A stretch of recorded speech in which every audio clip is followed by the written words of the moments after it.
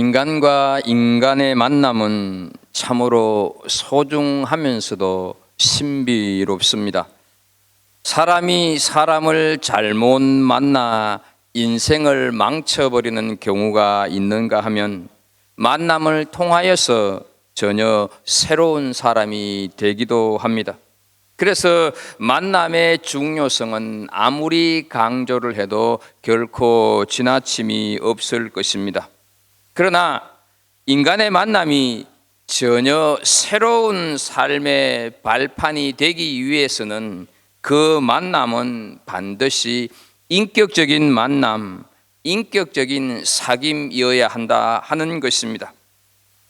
인간의 인격은 지성, 감성, 의지, 육체를 총괄하는 통일체이기 때문에 인간이 새로워지기 위해서는 인격이 새로워져야 하는 것입니다. 그리고 이 인격은 다른 인격과의 만남, 다른 인격과의 부딪힘, 이런 사귐 속에서 새롭게 변화가 되어집니다. 따라서 인격적인 만남은 시간의 길이만으로 이루어지지는 않습니다. 예를 들어서 우리가 무당을 만나서 평생을 시간을 같이 보낸다고 그 인격이 새로워지지는 않습니다. 왜냐하면 무당과의 만남은 자신의 소원 성취만을 위한 만남이기 때문에 그 속에 바른 인격이 자리할 틈이 없기 때문입니다. 또 인격적인 만남은 말을 많이 한다고 해서 깊어지는 것은 아닙니다. 국회는 국민의 의사를 반영하는 곳입니다. 그곳에서 국회의원들이 말로 국민의 의사를 반영하고 있습니다. 국회의원들 중에서 말 잘하는 사람 얼마나 많이 있습니까? 그러나 그들이 그 잘하는 말을 주고받는다고 해서 그것으로 그 사람들의 인격이 새로워지는 것은 아닙니다. 그렇다고 많이 가진다고 인격이 새로워지는 것도 아닙니다. 세간의 이목을 찌푸리게 하는 가졌다고 하는 재벌 형제들 간의 싸움은 우리가 참 과간이구나 하는 것을 보고 있지 않습니까? 인격적인 만남, 인격적인 사귐, 인격적인 관계는 오직 사랑과 신뢰 속에서만 싹이 트고 뿌리를 내리는 것입니다. 오직 사랑과 신뢰가 함께 어우러질 때 인격적인 부딪힘이 일어난다 하는 것이죠. 우리는 지난주에 이어서 맹인이 된 사람을 예수님이 만난 사건을 오늘 본문에서 마주 대하고 있습니다. 1절 예수께서 길을 가실 때 날 때부터 맹인된 사람을 보신지라 말씀을 하는데요, 여기서 보신지라 하는 이 단어는 예수님께서 이 맹인을 의도적으로 보셨다 하는 뜻입니다. 예수님께서 의도적으로 보셨기 때문에 제자들이 예수님께서 의도적으로 보는 그 맹인에게 관심을 가지게 되었다 하는 것이죠. 왜 예수님께서 이 맹인을 주목하여 보셨을까요? 왜 일부러 맹인을 예수님께서 택하셨을까 하는 것이죠. 예수님은 스스로 빛이라고 말씀을 하셨습니다. 그러나 유대인들은 예수님의 이 말씀을 받아들이기를 거부했습니다. 빛이신 주님께서 자신들 앞에 서 계심에도 불구하고 그들은 보지 못했다 하는 것이죠. 따라서 본다고 하는 유대인, 본다고 하는 세상과 보지 못하는 것을 알고 있는 맹인과 대비시키기 위함이다 하는 것이죠. 맹인은 자신이 보지 못한다는 것을 알고 있는 사람입니다. 그러나 이 세상은 못 본다고 하는 것을 모르는 곳입니다. 적어도 보지 못한다는 것을 알고 있는 맹인을 통해 다 알고 다 안다고 생각하는, 그러면서도 제대로 보지 못하고 알지 못하는 이 세상을 분명히 예수님께서 대비시키고 있다 하는 것이죠. 눈이 있어도 영안이 열리지 않으면 빛이신 주님을 보지 못한다 하는 것이죠. 사랑하는 우리 성도 여러분, 우리는 이 세상을 어떻게 보고 계십니까?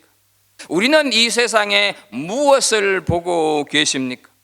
사람들은 날 때부터 맹인이니 저 삶이 얼마나 불행할까라고 생각할 수가 있을 것입니다. 그런데요, 어쩌면 맹인들이 두 눈을 가지고 있으면서도 볼 것을 제대로 보지 못하고 인생을 마구잡이로 사는 사람들을 불쌍하다고 생각하지 않겠습니까?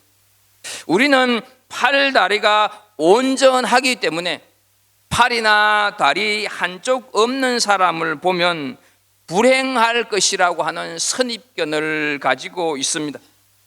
그러나 사지가 없는 사람은 사지를 멀쩡히 다 가지고도 방황하면서 살아가는 사람들을 불쌍하다고 생각하지 않겠습니까? 본다고 하나 보지 못하고, 듣는다고 하나 듣지 못하고 그렇게 살아가는 사람들이 있습니다. 어떤 사람이 제대로 눈뜬 사람일까? 빛으로 빛을 볼 수 있는 사람, 예수님이 빛이신 것을 보는 사람이 제대로 보는 사람입니다. 이 세상에 빛이신 예수님을 통해 우리는 이 세상을 볼 수 있어야 하고, 빛이신 예수님을 통해서 우리는 이 현실을 통찰할 수 있는 우리 그리스도인들이 되어야 할 줄로 믿습니다. 이제 빛이신 주님께서 맹인에게 찾아가셔서 하시는 행동을 6절을 통해서 좀 보겠습니다. 이 말씀을 하시고 땅에 침을 뱉어 진흙을 이겨 그의 눈에 바르시고, 지난 시간에 이 구절을 살필 때 예수님께서 처음으로 수단을 사용하셔서 행하시는 기적으로 하나님께서 흙으로 인간을 만드신 창조 사역과 관련된 재창조 사건이라고 말씀을 드렸습니다. 그런데요, 우리는 이 장면을 보면서 납득이 잘 가지 않는 생각이 하나 듭니다. 예수님이 어떤 분이십니까? 제자들이 풍랑을 만나서 죽게 되었을 때 바다를 향해 단 한마디 잠잠하라 꾸짖음으로 거센 파도를 잠재운 분이십니다. 죽어서 나흘이 지나 냄새가 나는 무덤을 향해서 나사로야 나오라 명령하심으로 죽은 나사로가 수의를 입은 채로 무덤 밖으로 걸어 나왔다 하는 사실, 어린 아이 한 끼 양식에 불과한 물고기 5개, 보리떡 5개, 이 2개를 손에 얹고 축사하심으로 말미암아 5,000명이 먹고도 12강주리가 남았습니다. 주님이 이런 분이실진데 왜 본문에서는 맹인에게 맹인아 눈을 뜨라 이렇게 명령하심으로 고쳐주시지 않았을까 하는 것이죠. 왜 전능하신 손을 맹인의 눈에 그냥 갖다 대므로 순식간에 맹인의 눈을 뜨게 해 주시지 않았을까 하는 것이죠. 왜 굳이 손으로 흙을 이겨서 눈에 바르시는, 하지 않아도 될 일을 하시고 계실까 하는 것이죠. 길바닥에 있는 진흙을 손으로 만지는 것은 애들 장난과 같은 그리 유쾌한 일이 아닙니다. 그런데 주님은 땅에 침을 뱉어서 진흙을 이기셨다고 본문에서 분명히 말씀을 하고 있습니다. 더 정확하게는 땅의 마른 흙 위에 침을 뱉고 그 흙을 침과 함께 섞이도록 개었다 하는 의미 아닙니까? 결코 쉽지 않은, 또 보기에도 깨끗지도 않은 많은 시간과 정성을 필요로 하는 일을 이렇게 예수님이 굳이 하고 계실까 하는 것이죠. 맹인을 그 자리에서 간단히 고칠 수 있는 능력을 가지고 계심에도 주님께서 이처럼 시간과 힘과 정성을 쏟고 계시는 이유는 이 맹인과의 인격적인 만남, 인격적인 사귐을 갖기 원하시기 때문입니다. 주님께서 마른 흙 위에 뱉으신 것은 단순한 침이 아닙니다. 그것은 맹인에 대한 주님의 사랑, 그 결정체다 하는 것이죠. 자신을 위해서 진흙을 이기시는 주님의 손놀림, 진흙을 이기고 계시는 그 주님의 숨결을 이 맹인이 다 듣지 않았을까 하는 것을 우리는 충분히 짐작하고도 남습니다. 그토록 한 영혼과 인격적인 만남을 원하셨기 때문에 죄로 인하여서 깨어진 하나님과 우리와 인격적인 만남과 사귐의 회복을 위해 이 땅에 사람이 되셔서 짐승의 먹이통인 구유로 오시는 철저한 낮아지심의 희생을 하셨고, 끝내는 십자가에서 목숨을 버리심으로 우리는 다시 하나님과 인격적인 만남, 하나님과 인격적인 사귐을 할 수 있게 되었습니다. 이 사실을 에베소서 2장 8절에서 말씀을 하고 있습니다. 사람의 모양으로 나타나서 자기를 낮추시고 죽기까지 복종하셨으니 곧 십자가의 죽으심이라 말씀을 하고 있습니다. 눈에 진흙을 바르신 주님께서 하시는 말씀 7절을 보겠습니다. 이러시되 실로암 못에 가서 씻으라 하시니, 실로암은 번역하면 보냄을 받았다는 뜻이라. 이에 가서 씻고 밝은 눈으로 왔더라. 실로암은 BC 700년 전 아수르의 침략에 대비해서 예루살렘 성 밖에 있는 기혼샘에서부터 S자형의 수로를 만들어서 예루살렘 안으로 보낸 물을 담아 놓은 못이 바로 실로암 못입니다. 500m 정도의 터널인데 당시 어떻게 그런 터널을 만들었을지 대단하다 하는 생각을 해보게 됩니다. 이 못에 가서 씻으라 예수님께서 말씀을 하시는 것이죠. 사랑하는 우리 성도 여러분, 이 맹인이 지금 실로암 못으로 가고 있는 모습을 한번 상상해 보시기 바랍니다. 날 때부터 맹인인 것을 동네 사람들이 다 알고 있습니다. 모르는 사람 하나도 없습니다. 그런데 유난히도 오늘은 좀 더 다릅니다. 아예 눈에 진흙을 잔뜩 바르고 어디론가 가고 있다 하는 것이죠. 보란듯이 오늘은 자신이 맹인이라고 하는 것을 더 부각시키고 있습니다. 맹인이 맹인된 것을 자랑하듯이 눈에는 무엇인가를 발라서 보이지 않는 눈을 더 안 보이게 하고 지금 가고 있다 하는 사실이죠. 여러분, 이 모습 어떻게 생각을 하십니까? 이것은 바로 이 맹인 한 사람의 시위 현장이다 하는 사실이죠. 사람들은 모두 다 눈을 뜨고 있습니다. 그러나 그들은 실제로 아무것도 보지 못했습니다. 태양보다 더 밝은 빛이 자기들을 찾아왔지만 그들은 아무것도 보지 못하고 아무것도 느끼지 못했습니다. 보지 못한다고 하는 사실을 받아들인 이 맹인, 이 사람은 보게 되었는데 정작 본다고 하는 사람들은 그냥 그대로 있다 하는 사실이죠. 그래서 예수님께서 이런 말씀을 하십니다.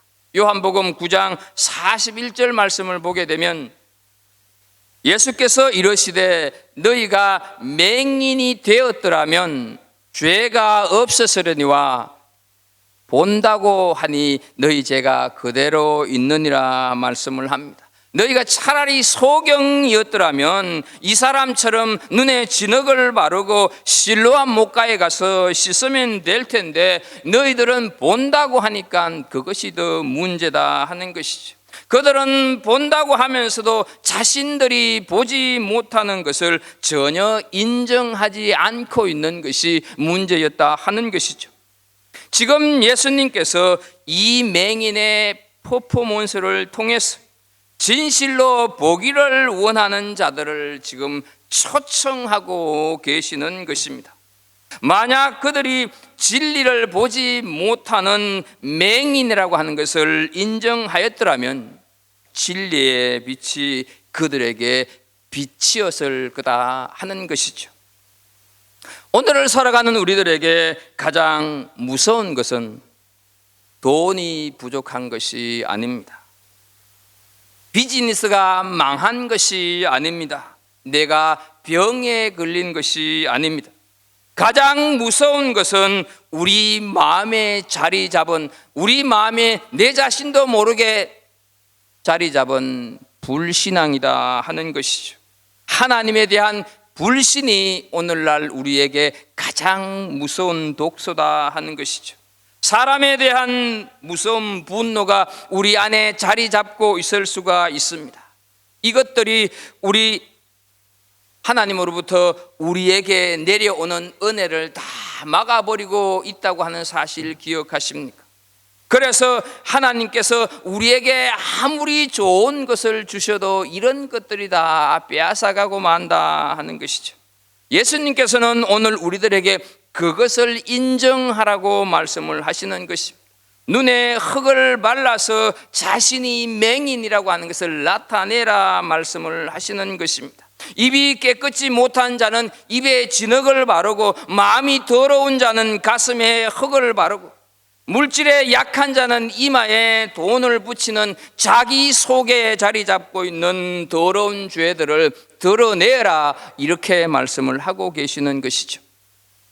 예수님은 맹인이면서도 아닌 것처럼 폼 잡고 다니는 것을 정말로 싫어하셨습니다. 주님은 우리에게 자기 마음에 고통이 있으면 다 드러내라고 말씀을 하십니다. 아닌 척 없는 척 하지 말고 그대로 드러내기를 원하신다 하는 것이죠. 우리 어른들이 잘 말씀을 하고 있지 않습니까? 병은 자랑해야 고친다고. 드러내기만 하면 치료받을 수가 있고 노출시키기만 하면 용서를 받을 수가 있고 깨끗함을 받을 수가 있습니다. 그래서 이사야서 1장 18절에 하나님은 말씀을 하십니다. 여호와께서 말씀하시되 오라 우리가 서로 변론하자. 너희 죄가 주홍 같을지라도 눈과 같이 희어질 것이요 진홍같이 붉을지라도 양털같이 희게 되리라 말씀을 하고 있습니다. 자신의 가장 약한 부분을 가지고 기도하면서 그것으로부터 자유로워지는 것을 가장 중요하게 생각하는 은혜가 있기를 축복합니다. 실로암은 오늘 7절에서도 말씀을 하고 있듯이 보냄을 받다라고 하는 뜻을 가지고 있습니다. 맹인은 보냄을 받은 실로암에서 눈을 떴습니다. 오늘날 우리의 실로암이 어디일까 하는 것이죠. 자신이 진리에 눈을 멀었다고 하는 사실을 깨달은 자가 가서 고침받아야 할 실로암이 어디냐 하는 것이죠. 그것이 신학교일까요? 그것이 학문의 전당이라고 하는 대학이라고 하겠습니까? 그것은 바로 성령 공동체인 교회인 줄로 믿습니다. 교회는 우리가 진리에 눈을 뜨게 하는 실로암이라고 하는 것을 기억하십시오. 교회 안에 임재하시는 성령께서 우리 눈에 붙어있는 진흙과 모든 더러운 것들을 떼어내면서 하나님의 영광을 보게 하실 것으로 믿습니다. 하나님의 진리의 성령의 공동체, 이 교회를 통하여서 하나님의 진리는 밝혀진다 하는 사실이죠. 그래서 디모데전서 3장 15절 말씀을 보면 교회를 가리켜서 이 집은 살아계신 하나님의 교회요 진리의 기둥과 터니라 말씀을 하고 있습니다. 우리가 보기에는 실로암인 이 교회 공동체가 참 보잘것없고 초라해 보여도 주님께서는 교회 공동체를 통하여서 병든 심령들을 치료하시는 줄로 믿습니다. 교회가 귀한 것은 교회에 하나님의 말씀이 있고 그 말씀에 순종하는 성도들을 돕는 성령께서 임재하시기 때문에 교회가 중요하다 하는 것이죠. 자신의 아픔이나 고통을 주님 앞에 내어놓으십시오. 그러면 하나님께서는 하시는 일을 나타내실 것입니다. 맹인이 순종하여서 실로암으로 가서 씻는 실천, 아니 그렇지 않아도 앞을 못 보겠는데 눈에다가 이 진흙까지 발라서 내가 어떻게 실로암까지 찾아갑니까? 이런 얘기 하지 않았다 하는 것이죠. 주님께서 가서 씻으라 했을 때 어떻습니까? 이 사람은 가는 실천이 있었다 하는 것이죠. 이렇게 행하는 행동 실천이 있을 때 눈이 밝아진 것처럼 주님의 말씀대로 내 눈에 진흙을 바르고, 우리는 말씀을 들을 때가 아니라 실천할 때 그 하나님의 말씀이 깨달아진다고 하는 사실을 기억하십시오. 병든 마음을 드러내고 그것을 치료하기 위해서 하나님 앞에 나올 때 그것이 치료된다고 하는 것을 기억하십시오. 내 속에 있는 못된 것들을 다 하나님 앞에 내어놓고 내 눈앞에 붙여놓고 기도에 매달리는 은혜가 있기를 축복합니다. 그러면 하나님께서 예비하신 은혜를 베풀어 주실 줄로 믿습니다. 이제 눈뜬 맹인에 대한 사람들의 반응을 좀 보겠습니다. 8절과 9절입니다. 이웃 사람들과 전에 그가 그리는 것을 보았던 사람들이 이르되 이는 앉아서 구걸하던 자가 아니냐. 어떤 사람은 그 사람이라 하며 어떤 사람은 아니라 그와 비슷하다 하거늘 자기 말은 내가 그라하니 이렇게 말씀을 합니다. 여러분, 사람들은 눈뜬 사람을 옆에 두고 설왕설래하고 있습니다. 또 시비가 일어나고 있는 것을 보게 됩니다. 우리가 보고 있는 이 요한복음의 구조가 그렇지 않습니까? 예수님의 기적이 일어나면 갈등이 빚어지고 거기에 소모적인 논쟁이 계속되고 있는 것을 보게 됩니다. 기적을 기적으로, 예수님의 권능을 권능으로 받아들이지 못하는 사람들의 지극히 정상적인 반응을 우리는 지금 보고 있는 것입니다. 유대인들은 눈뜬 사람을 알아보지를 못했습니다. 완전히 다른 사람이 되어 있었습니다. 단순히 눈을 떴기 때문만은 아닙니다. 새로운 인격, 새로운 사람으로 변해져 있었습니다. 구걸하던 사람, 언제나 나의 동정을 사야 했고 나보다 한참 아래라고 생각했던 사람이 눈을 뜨고 내 앞에 있는 이 현실을 유대인들은 결코 받아들일 수가 없었습니다. 그래서 예전에 맹인이 맞다, 아니다, 옥신각신하고 있습니다.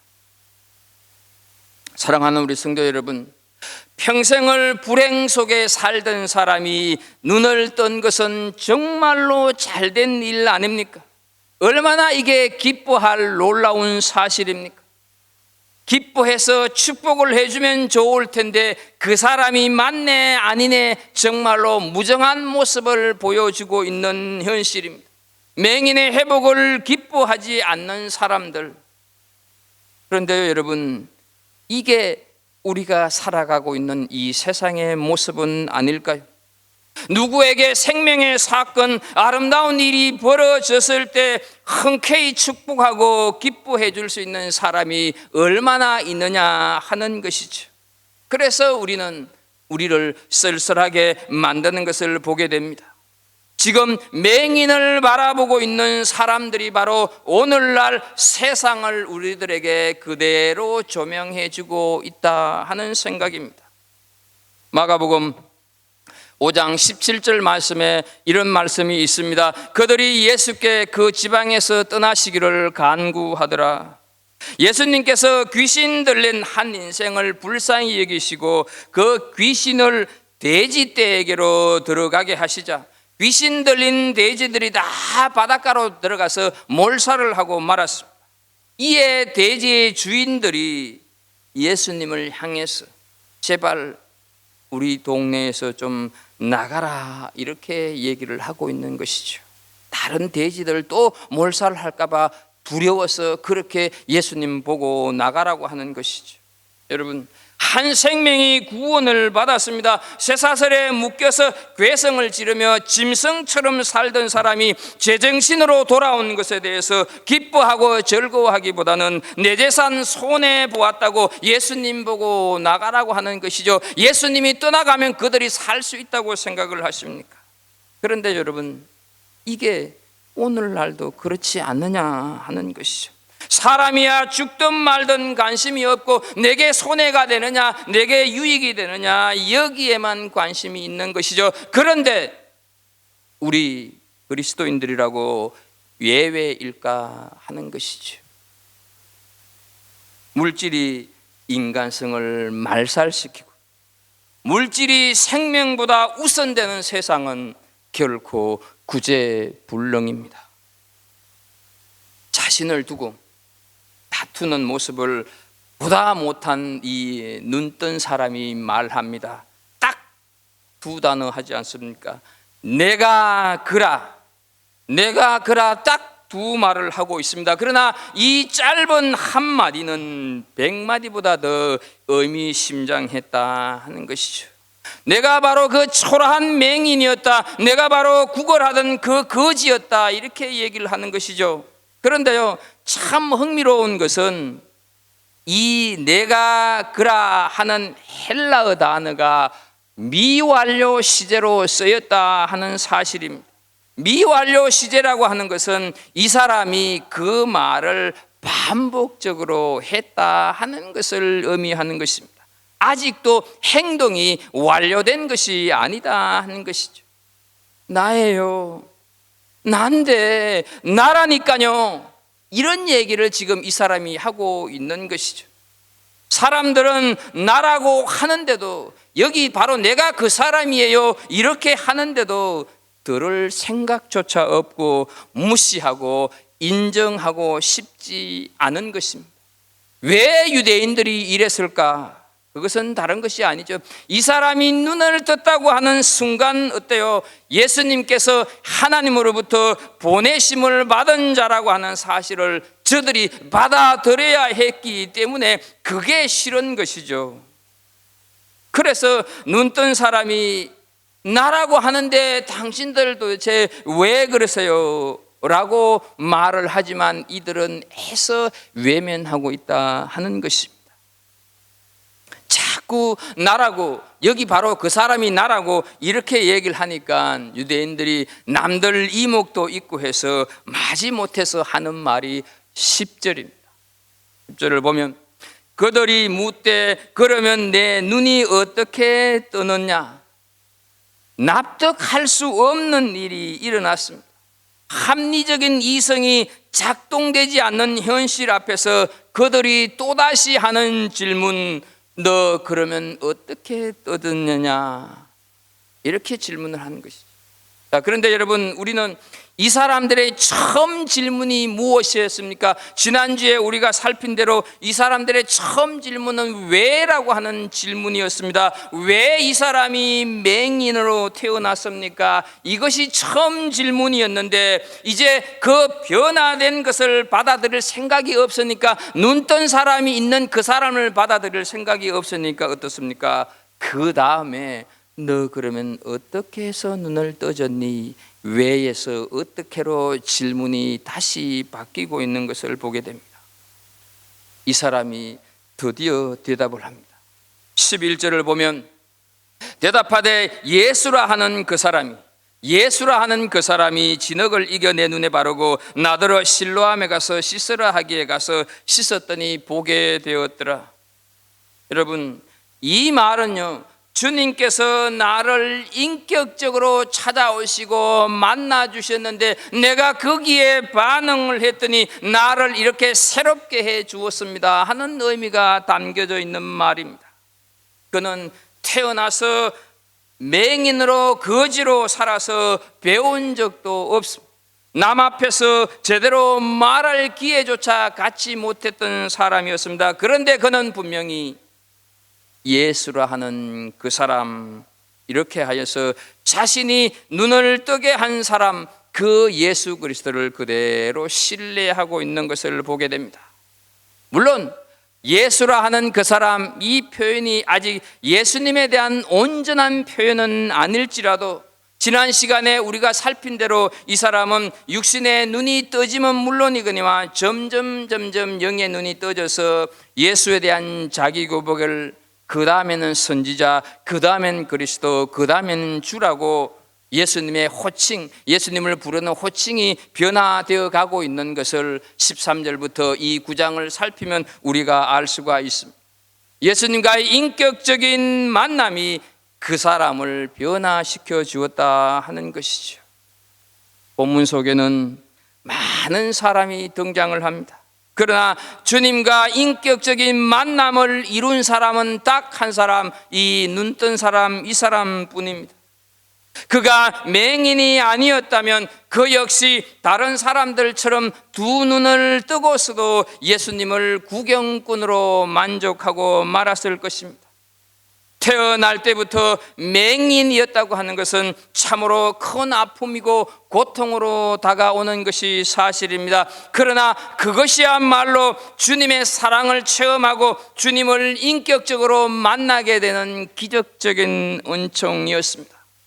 그렇다면 여러분, 지금 내가 당하는 아픔과 고난은 결코 불행일 수가 없다 하는 사실. 그래서 로마서 8장 28절에서 말씀을 합니다. 우리가 알거니와 하나님을 사랑하는 자 곧 그의 뜻대로 부르심을 입은 자들에게는 모든 것이 합력하여 선을 이루느니라. 사랑하는 우리 성도 여러분, 혹시 어떤 고통으로 힘겹다고 한다면 사순절 주님의 고난에 내가 지금 참여하고 있다고 하는 신앙 고백이 있기를 축복합니다.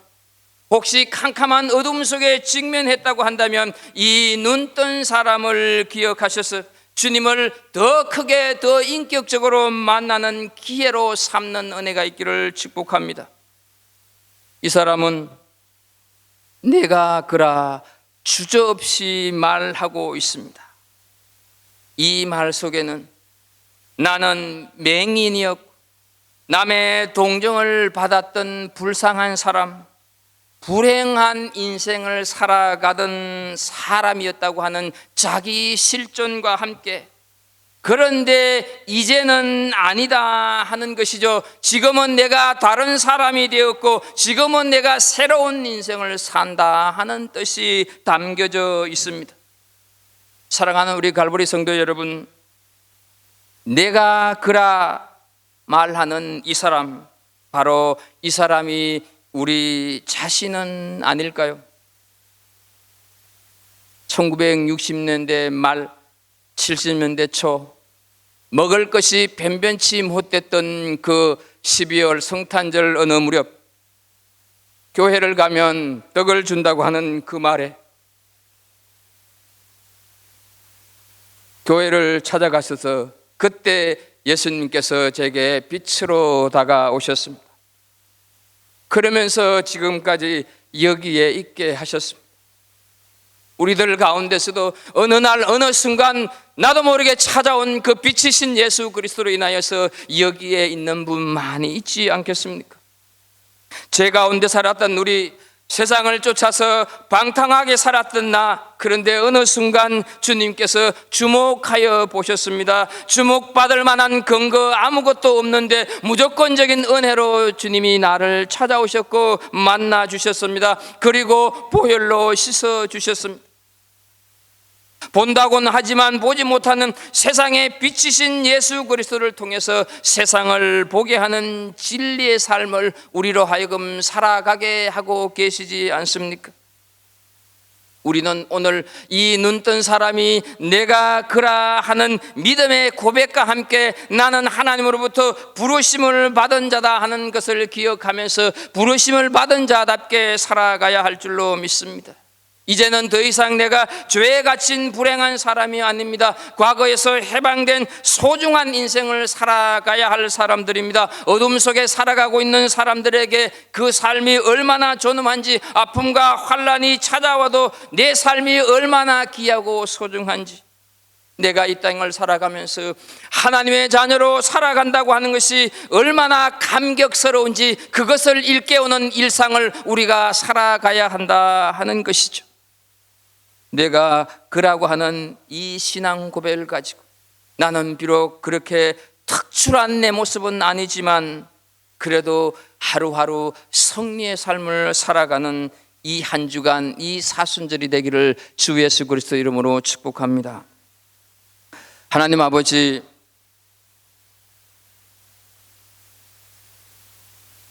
어쩌면 내가 그라 하는 그 말, 바로 우리 한 사람 한 사람을 두고 하시는 말씀일 것입니다.